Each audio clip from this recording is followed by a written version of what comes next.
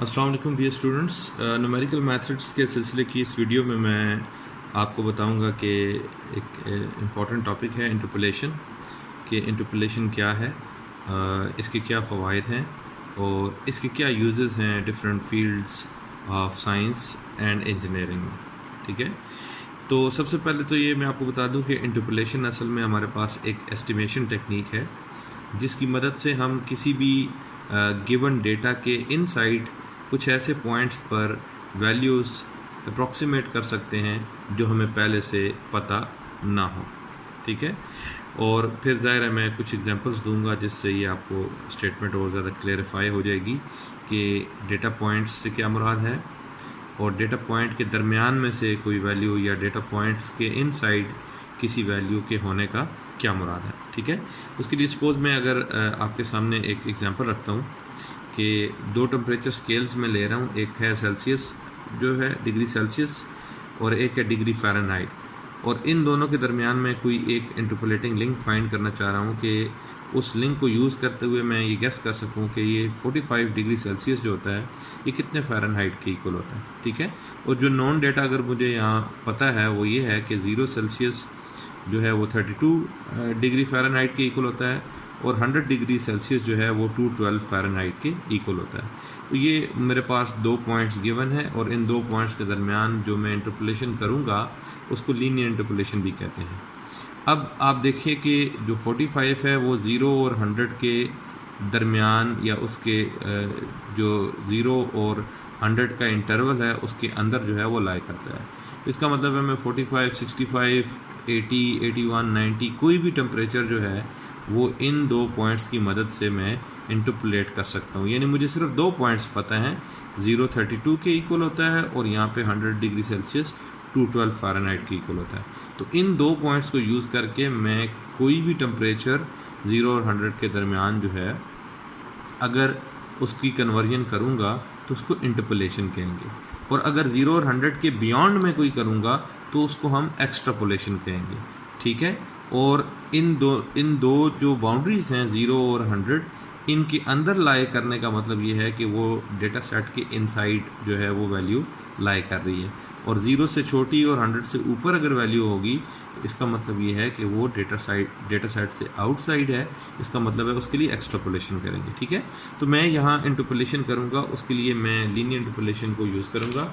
Linear interpolation के लिए मुझे दो पॉइंट्स गिवन हैं, वो दोनों पॉइंट्स मैं यहाँ अलग से लिख लेता हूँ कि मुझे ये पता है कि जो 0 डिग्री सेल्सियस है वो 32 डिग्री के इक्वल है फ़ारेनहाइट के, और 100 जो डिग्री सेल्सियस है वो 212 फ़ारेनहाइट के इक्वल है। ठीक है, अब ये मेरे पास दो पॉइंट्स हैं। ठीक है, तो जो लीनियर इंटरपोलेशन है वो इक्वेशन ऑफ लाइन से है। इक्वेशन ऑफ लाइन आपको पता है वो y minus y1 over y2 minus y1 equals to x minus x1 over x2 minus x1। इसके थ्रू जो है वो हम एक इक्वेशन ऑफ लाइन फाइंड कर सकते हैं जो इन दोनों पॉइंट से पास करेगी, और फिर उसी लाइन को यूज़ करके हम बाकी जो प्रेडिक्शंस हैं या जो बाकी अप्रॉक्सीमेशंस है वो कर सकते हैं। ठीक है, तो मैंने ये यहाँ सॉल्व किया हुआ है तो मैं उसी को आपको दिखा देता हूँ। अगर मैं यहाँ वैल्यूज डाल दूँ y1 की, x1 की, y2 की, तो मेरे पास जो इक्वेशन बन जाती है वो f माइनस 32। ठीक है, अब यहाँ y की जगह मैंने f यूज़ किया जो फ़ारेनहाइट को रिप्रेजेंट कर रहा है, और c जो है वो सेल्सियस को रिप्रेजेंट कर रहा है। ठीक है, तो f minus 32 over y2 minus y1 ये हमारे पास आ जाएगा। इसी तरह c minus 0 over x2 minus x1 ये हमारे पास आ जाएगा। ठीक है, इससे अगर हम जो वैल्यूज़ हमें पता है वो हम यूज़ करके इसको थोड़ा सा सिंप्लीफाई करें तो ये हमारे पास इस तरह की एक इक्वेशन बन जाती है। ठीक है, ये आपके सामने इसको अगर मैं सिंप्लीफाई करूं तो ये इस तरह की एक इक्वेशन बन जाती है। तो ये इसको हम कहते हैं इंटरपोलेटिंग पॉलिनोमियल, और क्योंकि ये लीनियर है तो यहाँ पर इसको हम इसलिए लीनियर इंटरपोलेशन कहते हैं। ठीक है, अब ये हो क्या रहा है कि हमने एक लिंक फाइंड कर लिया है जो सेल्सियस को कनेक्ट कर रहा है फ़ारेनहाइट से। ठीक है, अब अगर मैं c की डिफरेंट वैल्यूज़ रखता जाऊँ तो मुझे फ़ारेनहाइट में कन्वर्जन मिल जाएगी, और फ़ारेनहाइट की डिफरेंट वैल्यूज़ रख के अगर मैं सिंप्लीफाई करूँ तो मुझे सेल्सियस की डिफरेंट वैल्यूज़ मिल जाएंगी। ठीक है, तो जो हमारा टास्क था कि हम 45 सेल्सियस को देखना चाहते थे कि 45 सेल्सियस कितने फ़ारेनहाइट के इक्वल होता है। तो अगर मैं इस इक्वेशन में जो वैल्यू है सी की वो 45 पुट कर दूँ, इसको मैं सॉल्व करूँ, तो मेरे पास जो 45 सेल्सियस है वो अप्रॉक्सीमेटली 113 डिग्री फ़ारेनहाइट के इक्वल आ जाता है। तो इसमें मैंने सिर्फ 2 डेटा पॉइंट से 45 डिग्री सेल्सियस की कन्वर्जन कर ली है और मैंने एक ऐसा फार्मूला बना लिया या एक ऐसी इंटरपोलेटिंग पॉलिनोमियल बना ली है जिसकी मदद से मैं कोई भी जो कन्वर्जन है टेम्परेचर की फ़ारेनहाइट में और फ़ारेनहाइट की जो सेल्सियस की फ़ारेनहाइट में और फ़ारेनहाइट की सेल्सियस में कर सकता हूँ। ये फ़ायदा है हमारे पास इंटरपोलेशन का। बाज़ औक़ात ऐसा होता है कि हम डिफरेंट एक्सपेरिमेंट्स में सेंसर्स यूज़ करते हैं, वो सेंसर्स हमें कुछ डेटा देते हैं और वो डेटा अमूमन डिस्क्रीट पॉइंट्स पे होता है। तो अगर डिस्क्रीट पॉइंट्स में मिसाल के तौर पे अगर मैं इसको यूँ कह दूँ कि अगर मुझे टेम्परेचर पता है 2 मिनट्स के बाद, 4 मिनट्स के बाद, 10 मिनट्स के बाद, 20 मिनट्स के बाद, और मैं इसके दरमियान किसी टाइम पे जो है वो टेम्परेचर निकालना चाहूँगा, तो उसके लिए मैं इंटरपोलेशन का यूज़ कर सकता हूँ और वो प्रेडिक्शन जो है वो की जा सकती है। ठीक है,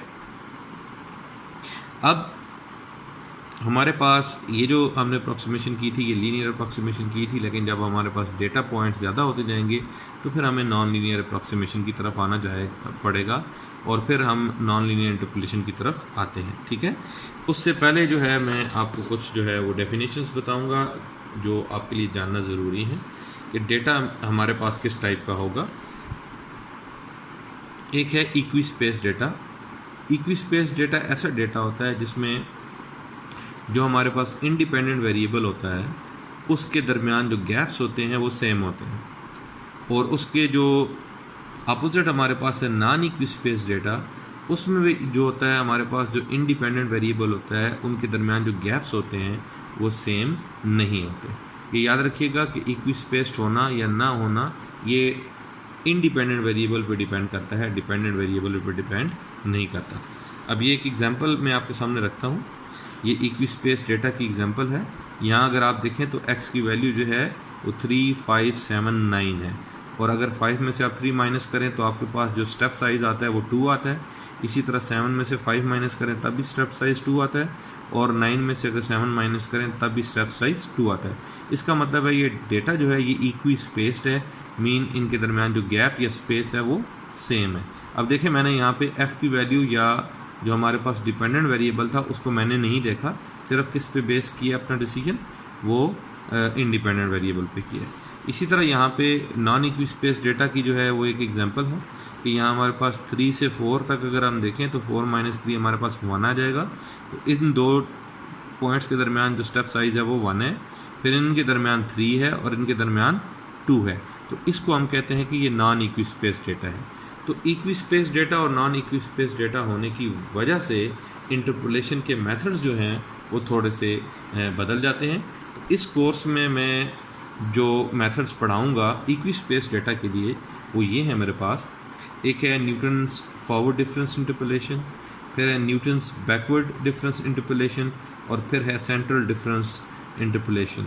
ये मुख्तलिफ जो है मैथमेटिशियंस ने, इंजीनियर्स ने मुख्तलिफ सेंट्रल डिफरेंस जो इंटरपोलेशंस हैं वो सजेस्ट की हैं, उनमें से कोई एक जो है वो मैं आपको पढ़ा दूंगा, या स्टेरलिंग्स की हम डेफिनेशन कर लेंगे या कोई और कर लेंगे। ठीक है, इसके बाद जो इंटरपोलेशन है हमारे पास इनइक्वी स्पेस डेटा के लिए, इनइक्वी स्पेस डेटा के लिए क्योंकि स्टेप साइज़ जो होता है वो सेम नहीं रहता, उसके लिए फिर कुछ स्पेसिफिक टेक्निक्स हैं जो हमें पढ़नी पड़ेंगी।